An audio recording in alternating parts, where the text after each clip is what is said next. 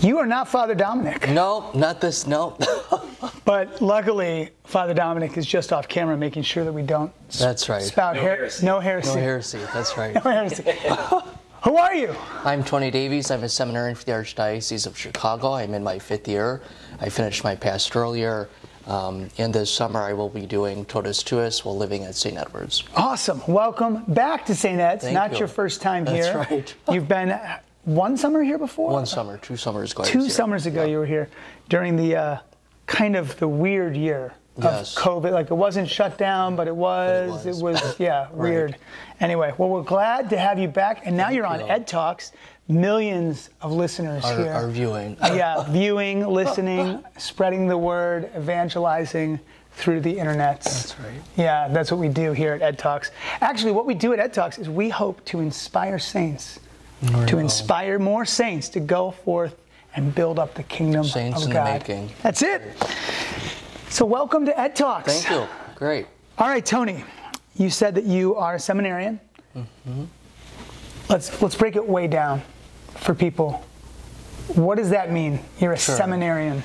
Yeah, a seminarian is a young man, young Catholic man who desires the priesthood, who desires to serve God's people, and he studies 4 years of philosophy and 4 years of theology. For Chicago, if a guy wants to go to college seminary, he attends St. John Vianney College Seminary in St. Paul, Minnesota, while going through formation by his formators, the priests on staff, receiving spiritual direction, formation. And what's really beautiful about it is that he lives in community with other men who are thinking the same thing and discerning with him. So you're really not alone in it. And that continues, God willing, towards Mundelein. You complete studies in theology, you advance more in your to be a priest, and you have a class, you have classmates that join you, and you deeply fall in love with the church through all of this. Formation's a time of preparation for priesthood, but it's also forming the young man to be more like Christ and to walk in his footsteps. That's awesome. And now at St. John Vianney, right? Vianney, correct. And patron saint of priests. That's right. Great saint. If you don't know St. John Vianney's story, dear listener, check it out. I'm sure there's some sort of YouTube video or many, many ways to learn about this amazing saint. Beautiful writings, too. Some of his writings are powerful. St. John Vianney in Minnesota, are there non-seminarians at this college as well? Is it a regular university, regular college? Sure. So it's on the campus of St. Thomas University in St. Paul. It's a co-ed university, Catholic university. And St. John Vianney is on campus. So we have a building full of seminarians. But really, the beautiful thing about it is that seminarians interact with people on campus. They evangelize to people on campus, which can include Bible studies or even forming friendships in classes to have that diversity in their relationships. That's awesome. And so you're in a college within a university. Yes. And your college, is it only Chicago guys there? St. John Vianney sponsors men from all across the U.S., so different dioceses send to SJV. So whether that's Milwaukee, Dubuque, Iowa, Lansing, Michigan, really anywhere. So they send from majority of the states in the U.S. And so you're not really confined to the other Chicago men, but you have this. You kind of build on relationships with other guys from other dioceses.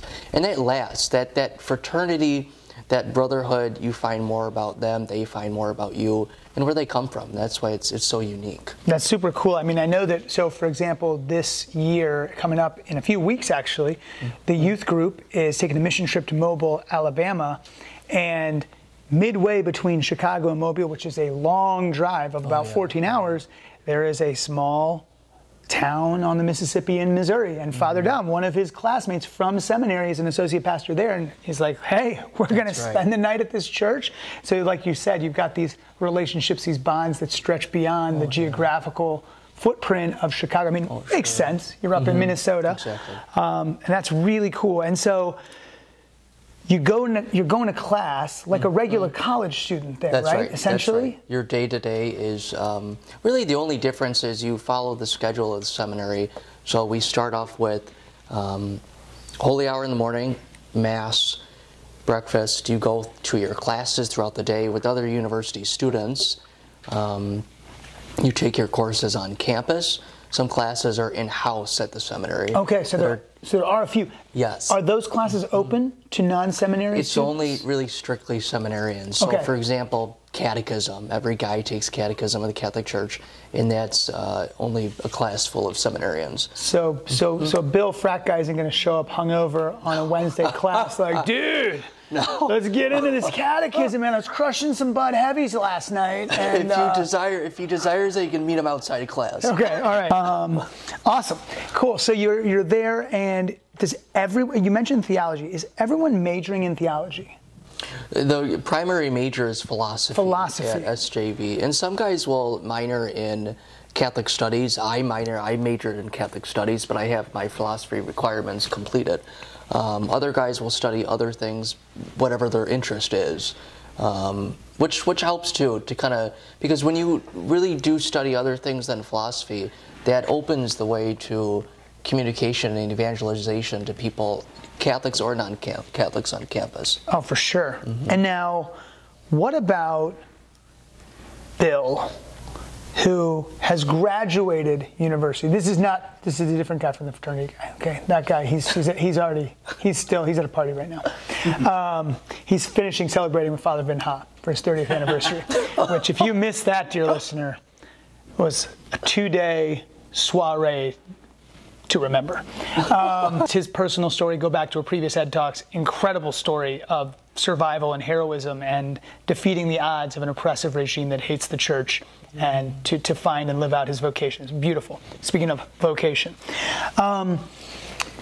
So let's say Bill graduates college with an engineering degree, and he's working for 3 years at some architectural firm in Chicago, and he's like, I feel called to the priesthood.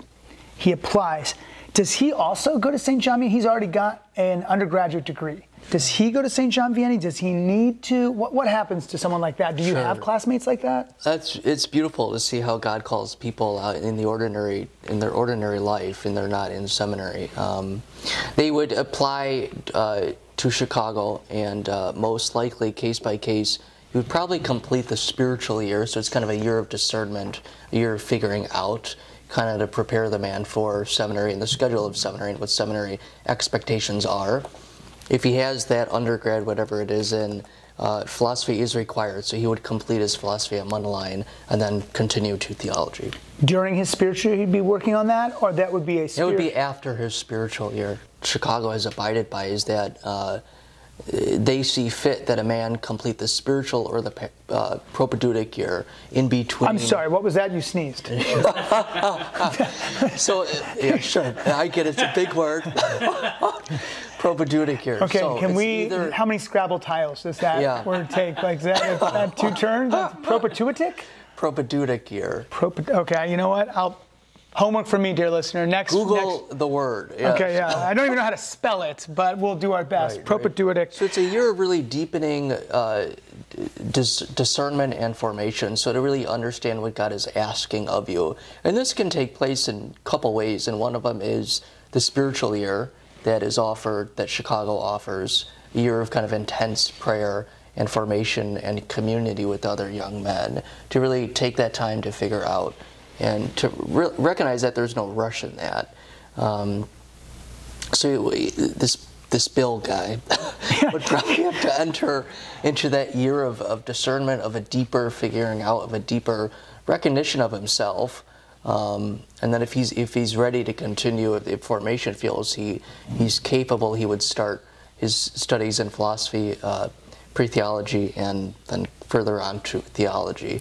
But he would take his spiritual year, he would discern this call, and he would be doing this in community, essentially, that's right. with other young men who are, or middle-aged, or even old men. That's correct. Right. Anyone who has already received an undergraduate degree, let's say, right.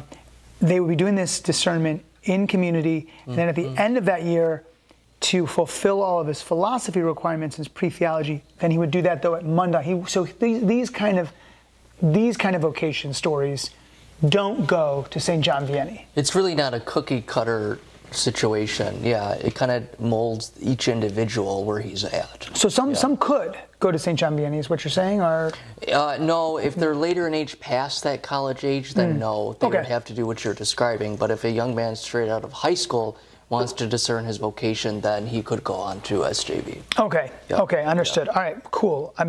It's all coming together. It's making sense to me. All right, so you yourself, have you graduated from St. John Vianney? I graduated from St. John Vianney last year. Congratulations. Thank you. Well done. With my major in Catholic Studies and Philosophy. And then after that year, my classmates went to the spiritual year, which you described, at the Bishop Quarterhouse, and I spent a year completing a pastoral year at St. Leonard. Okay, so the spiritual year that you're talking about is for all candidates for the priesthood. It just occurs at different moments in this process. Like for you and your classmates, finish college, then do spiritual year. For other people, because they've already finished college, or spiritual year is kind of at the beginning of this whole process. If a man isn't familiar really with, if he feels that desire and call, if he's working in the real world and he believes that God's calling him to that, he would enter the spiritual year to develop a better understanding and an understanding of himself and what is God necessarily asking of him. This is really new. This isn't really the norm, hasn't been the norm in the past. Really, in the church in Chicago, you would normally just do college seminary and then go straight to major seminary. So now they've implemented this new year in between the two, or you would complete that before college seminary. And when you called yours a pastoral year, does that do the same, checks the same requirement box, or is it different? Sure. The pastoral year primarily focuses on pastoral work in a parish.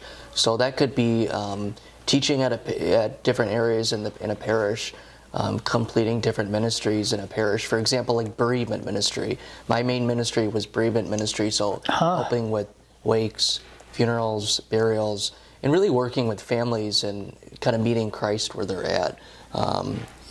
So that's one area that you can complete, or teaching in the grammar school, which I did at St. Leonard. So it meets different areas that the church desires of you, but it's different than the spiritual year insofar as it's more public. Yeah. It's more pastoral in a way that it's outside the realm of just you're getting out there. You're kind of like, for example, yesterday when we heard the gospel, Jesus sends people out to go and baptize all nations, and so you're kind of taking that and you're putting that and you're exercising that in different ministries. So this is kind of preparing you for your role in public ministry as a priest. Exactly. God willing, versus the other one is really that interior formation. That's right. Kind of because like I guess the idea coming from Rome is that all of our public ministry flows from our own personal faith. That's right. In order to take care of others, we first have to take care of ourselves and understand where we're at in our vocation. And it depends on each guy. The Lord works with us individually, and so does the church. And so God knows our hearts, and He uses us in those different ways. Awesome. So now, do you still then, will you need to complete a spiritual year eventually? No. Okay. So this pastoral year took place as for the spiritual year. Okay. And is that because you were grandfathered in before this, or is this because this is just your personal path that the Archdiocese working with you is like, you know what, we think your personal spiritual life is strong, you're a man of deep faith, but we want you to get more experience in the public ministry that you will be called to do. Sure. So guys need to grow in different areas, and so they just realize that maybe he needs to grow more spiritually, maybe he needs to grow more in a public way in a parish. Cool. Yep. That's awesome. I think that's really cool and very helpful, I think, for us as lay people. Many of us parents or grandparents who might have a son who's discerning and want to encourage and give these words of encouragement. And it's just helpful to know that, because I think sometimes it's scary, right, for parents or grandparents to think like, oh, what, there's pride, but there's a lot of fear about this, because it's an unknown path, because we don't, sadly, we don't have the number of familial relationships with priests that we once did in the church, where it was like, oh, every family has a priest. Like someone in this Catholic family, cousin, uncle, whatever, is a priest. We could talk. That's not really the case anymore. Even my family, I got a big, huge Catholic family. The last two priests passed away 10 years ago almost. They were a different generation, born before World War II. So, yeah, I think this is a helpful conversation. What was your favorite class in college? Sure, I took John Vianney. a course in Mariology, the study of Our Lady, Blessed Mother, so that was by far my favorite. There's another great word, Mariology, dear listener. The study of Mary. During this month of May, her month, when we crowned Mary as our Queen of Heaven and Earth and our parish. And you mentioned Our Lady, and how beautiful is it that in order for the priest to really strive, I think, and for the seminarian, is to have, well, any person, any lay person, everyone, is called to have a relationship with Our Lady. We see that beauty of the priest stands in the person of Christ. He models Christ, and we see that especially in the Mass and in his ministry. And so Our Lady, therefore, is obsessed and really in love with priests because they model her son. And so if she sees that they model her son's ways, that they act in his footsteps, then she's drawn towards that. She sees that, and that every person is called to share in that. Yeah, that's awesome. I mean, what a protectress, what a mediatrix, right, as we call her. Man, we're giving you all the big words today: Mariology, mediatrix, all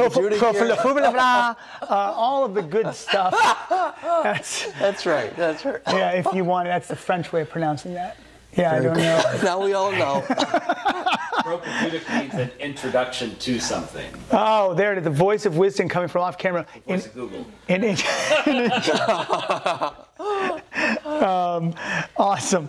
So that's cool that you got a chance to really dive into the study of Our Lady and her relationship with priests, with the church as a whole, but also, like you're saying, with her son. Right. I think it was St. Maximilian Kolbe said the great quote that no matter how much you love Mary, you will never love her more than her son. That's right. That's right. Which is so powerful to remember. Like, you cannot honor her more than her son honors her. He gave her the crown to heaven and earth. He loves Mary. As our Catholic Men's Book Club, we're reading Seven Story Mountain by Thomas Merton right now. And he has a beautiful, short, but over a couple pages, extended kind of treatise / homage to Mary. And it's right in the middle, right after his conversion, towards the end of part 2 of the book, if dear listener, you want to dial into that particular thing. I think there's only 2 chapters, I think, in that part 2 of his book. That second chapter, it's awesome. Okay, so now you've done this. You're in your pastoral year. Other guys are doing spiritual year right now.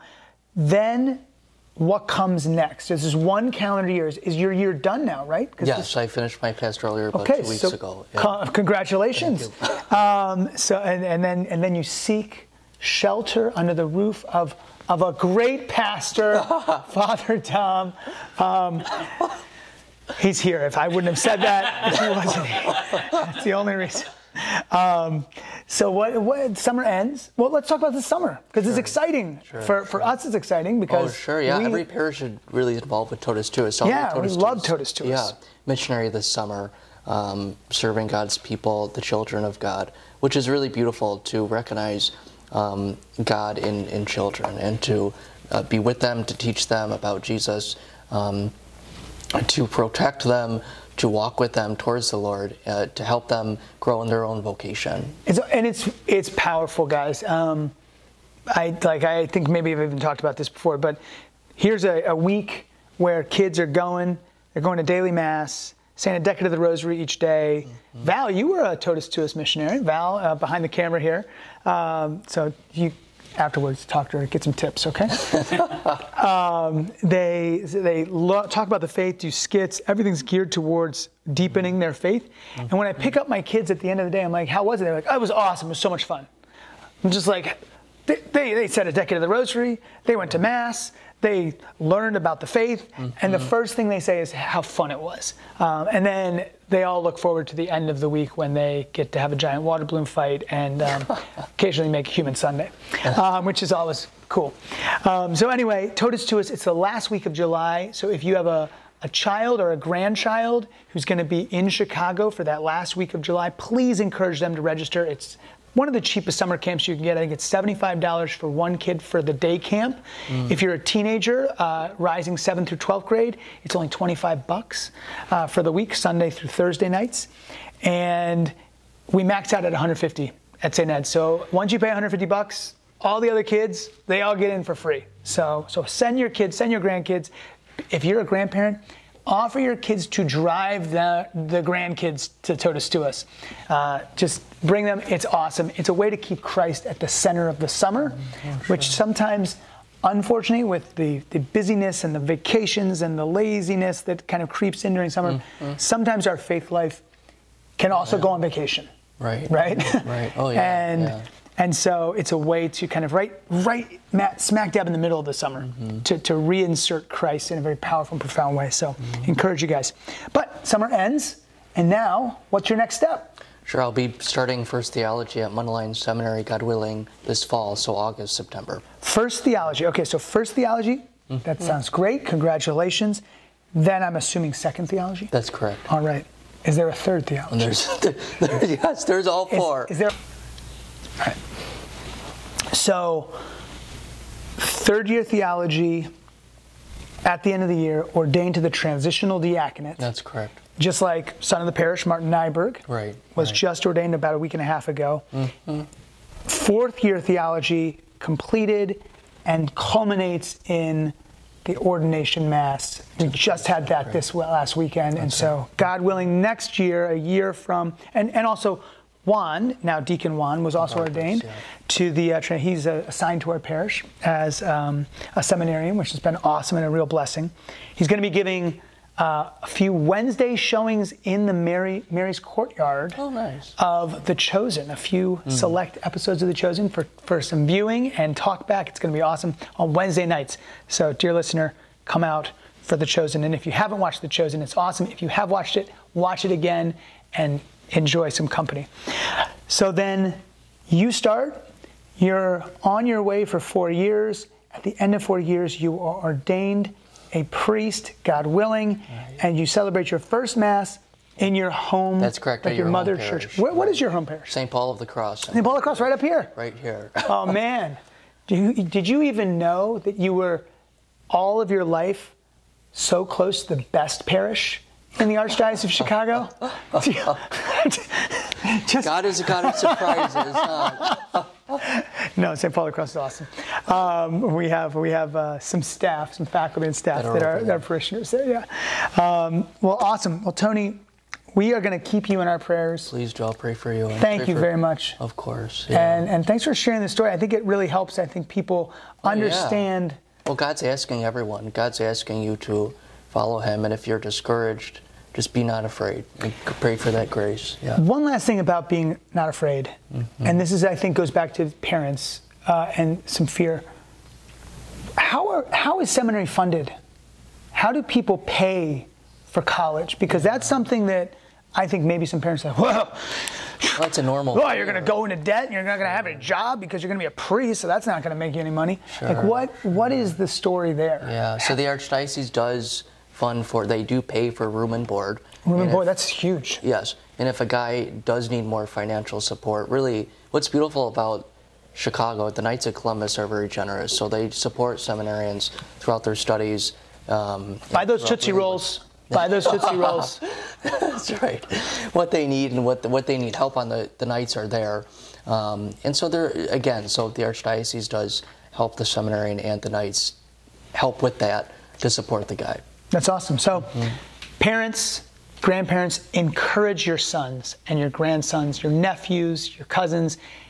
Encourage them. If you see anything that's remotely priest-like in them, remotely Christ-like, say, hey, have you thought about being a priest? I think you'd make a great priest. That's right. Then their discernment process is on them, but encourage them to start it. Right? I think that's the most important thing, because we need good priests. Without priests, we have no Mass. Without Mass, we have no Eucharist. Without no Eucharist, we are lost. And people may say, right now we don't have enough. But the truth is that, well, we have the right guys right now. And so we have what the Lord has given us, and we are, to use that. So I think people come and go. All things are passing. But the Lord, we have to, Jesus, I trust in you. That's got to be our prayer. That He delights in our trust in Him, so we continue to do that, to ask God for the grace. The Lord will never abandon us. I love that. And don't abandon us at Ed Talks. We'll be back with some more episodes in the weeks to come. We're wrapping up this season and take the summer off, and then we'll be back in the fall with a lot more interviews like this. Is our goal. So thank you, listener. Thanks for listening to Ed Talks, where we hope to inspire saints to go forth and inspire more saints to help build up the kingdom of God. Amen. Thanks, Tony. God bless you. Thank you.